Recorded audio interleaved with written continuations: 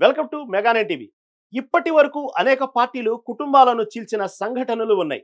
మాజీ ప్రధాని ఇందిరాగాంధీ కోడలు మేనకా గాంధీ నుంచి మొదలుకొని తాజాగా కేసీఆర్ కుమార్తె కల్వకుంట్ల కవిత వరకు ఎంతో మంది పార్టీల నుంచి బయటికి రావడం, సస్పెండ్ గురి కావడం మనం చూస్తుంటాం. ఇక కవిత సస్పెన్షన్ ఎపిసోడ్తో దేశవ్యాప్తంగా పార్టీల నుంచి సస్పెండ్ అయిన కుటుంబ సభ్యుల గురించి చర్చ మొదలైంది. మరి వివిధ కారణాలతో సొంత పార్టీ నుంచి వేటుకు గురైన కొందరు ప్రముఖ నేతల గురించి తెలుసుకుందాం.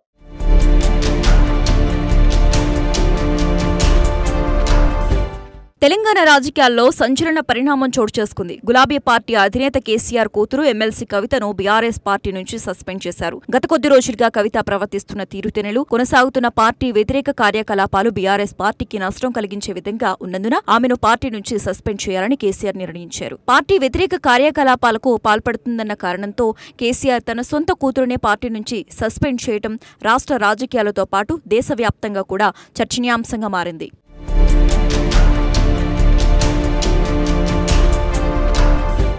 దివంగత ప్రధాని ఇందిరాగాంధీ కుమారుడు సంజీవ్ గాంధీ సతీమణి మేనకా గాంధీ పార్టీ వ్యతిరేక కార్యకలాపాలకు పాల్పడడంతో ఆమెను కాంగ్రెస్ పార్టీ నుంచి బహిష్కరించారు. మేనకా గాంధీ ప్రస్తుతం కాంగ్రెస్ పార్టీకి బద్ద శత్రువైన బీజేపీలో కొనసాగుతున్నారు. సంజయ్ గాంధీ వారసురాలిగా రాజకీయాల్లోకి రావాలనుకున్న మేనకా గాంధీ ఆశయాలు ఇందిరాగాంధీ ఆలోచనలకు సరిపోలేదు. ఇక అప్పటికే తన పెద్ద కుమారుడు రాజీవ్ గాంధీని రాజకీయ వారసుడిగా తీర్చిదిద్దే పనిలో ఇందిరాగాంధీ ఉండటం గమనార్హం. ఈ క్రమంలోనే పార్టీలోని తన మద్దతుదారులతో కలిసి 1982లో ఉత్తరప్రదేశ్ రాజధాని లక్నోలో సంజయ్ విచార్ మంచ్ పేరుతో ఒక కార్యక్రమాన్ని మేనకా గాంధీ సొంతంగా ఏర్పాటు చేయడం సంచలనం రేపింది. ఇది కాంగ్రెస్ పార్టీలో అసమ్మతిని ప్రోత్సహించే చర్యగా భావించిన ఇందిరాగాంధీ మేనకా గాంధీని పార్టీ నుంచి బహిష్కరించారు. అనంతరం జనతాదళ్ పార్టీలో చేరి ఎంపీగా గెలిచారు. ప్రస్తుతం బీజేపీలో కొనసాగుతున్న మేనకా గాంధీ కేంద్ర మంత్రిగా కూడా పనిచేశారు.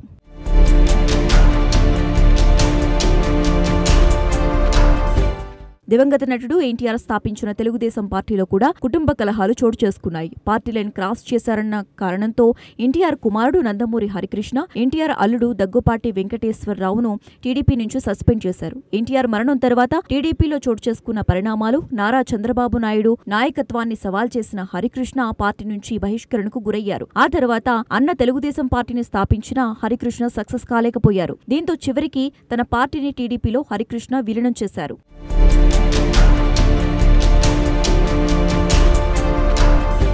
ప్రస్తుతం తమిళనాడులో అధికారంలో ఉన్న ద్రవిడ మున్నేట్ర కనజం డీఎంకే పార్టీలోనూ కూడా కుటుంబ పోరు సాగింది. దివంగత నేత తమిళనాడు మాజీ ముఖ్యమంత్రి కరుణానిధి కుమారుల మధ్య రాజకీయ వారసత్వం విషయంలో వివాదం తలెత్తింది. కరుణానిధి ఉన్న సమయంలోనే ఆయన పెద్ద కుమారుడు ఎంకే అలగిరి పార్టీ వ్యతిరేక కార్యకలాపాలకు పాల్పడడంతో డీఎంకే నుంచి బహిష్కరణ వేటు వేశారు. ఆ తర్వాత కరుణానిధి రాజకీయ వారసుడిగా ఎంకే స్టాలిన్ పార్టీని నడిపించి 2021 తమిళనాడు అసెంబ్లీ ఎన్నికల్లో పార్టీని విజయ తీరాలకు చేర్చారు.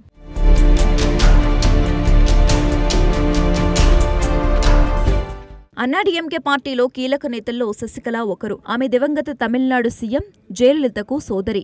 జయలలిత హయాంలో ఆమె అన్నాడీఎంకే పార్టీలో నెంబర్ 2గా చలామణి అయ్యారు. కానీ జయలలిత మరణం తర్వాత పార్టీ చోటు చేసుకున్న పరిణామాలతో శశికళను అన్నాడీఎంకే నుంచి బహిష్కరించారు.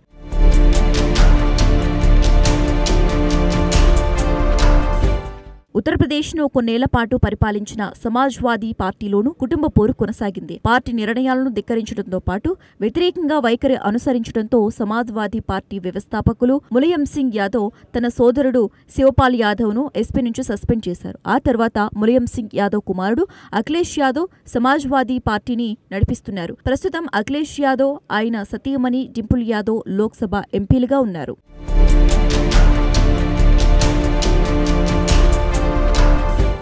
ఉత్తరప్రదేశ్లోని మరో పార్టీ అప్నాదళ్లోనూ కుటుంబ పోరు నెలకొంది. అప్నాదళ్ పార్టీ వ్యవస్థాపకులు సోన్ లాల్ పటేల్ తన కుమార్తె అనుప్రియా పటేల్ పైనే సస్పెన్షన్ వేటు వేశారు. అప్నాదళ్ పార్టీలో చీలిక తెచ్చే ప్రయత్నం చేసినందుకు అనుప్రియా పటేల్ పై చర్యలు చేపట్టినట్లు ఆ పార్టీ తెలిపింది.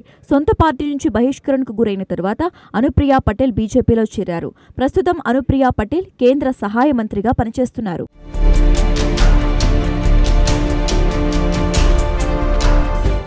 బీహార్లోని రాష్ట్రీయ జనతాదళ్ పార్టీలోనూ అధికారం కోసం పార్టీలో పోరు నడిచింది. ఆర్జేడీ పార్టీ నుంచి తన కుమారుడు తేజ్ ప్రతాప్ యాదవ్ను ఆ పార్టీ అధినేత బీహార్ మాజీ సీఎం కేంద్ర మాజీ మంత్రి లాలూ ప్రసాద్ యాదవ్ బహిష్కరించారు. పార్టీకి చెడ్డ పేరు తెచ్చే విధంగా వ్యవహరించడంతో తేజ్ ప్రతాప్ యాదవ్పై వేటు వేశారు.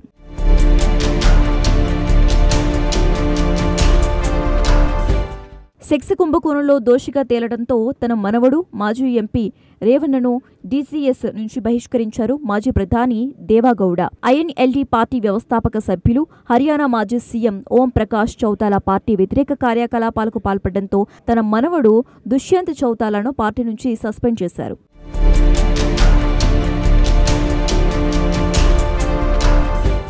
మహారాష్ట్రలో నేషనలిస్ట్ కాంగ్రెస్ పార్టీలోనూ కుటుంబ పోరు రచ్చుకెక్కింది. రాజకీయ కురువృద్ధుడు, మహారాష్ట్ర మాజీ ముఖ్యమంత్రి, కేంద్ర మాజీ మంత్రి శరద్ పవార్ స్థాపించిన ఎన్సీపీలో కీలక నేతగా ఉన్న ఆయన సోదరుడి కుమారుడు అజిత్ పవార్ ఏకంగా పార్టీనే చీల్చారు. 2023 జులైలో ఎన్సీపీని చీల్చిన అజిత్ పవార్ తన వర్గం ఎమ్మెల్యేలతో కలిసి షిండే శివసేన, బీజేపీ నేతృత్వంలోని మహారాష్ట్ర ప్రభుత్వానికి మద్దతు ప్రకటించి ఉప ముఖ్యమంత్రి అయ్యారు. ఆ తర్వాత 2024 ఎన్నికల్లో షిండే శివసేన, బీజేపీ, అజిత్ పవార్, ఎన్సీపీ కలిసి పోటీ చేసి అధికారాన్ని దక్కించుకున్నాయి.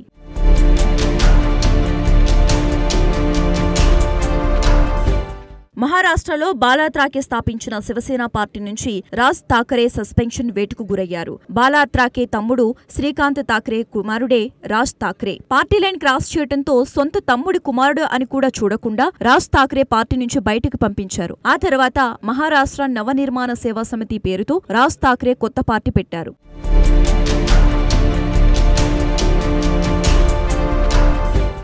ఏపీలో తన సోదరుడు వైఎస్ జగన్తో విభేదించి వైసీపీకి రాజీనామా చేశారు షర్మిల.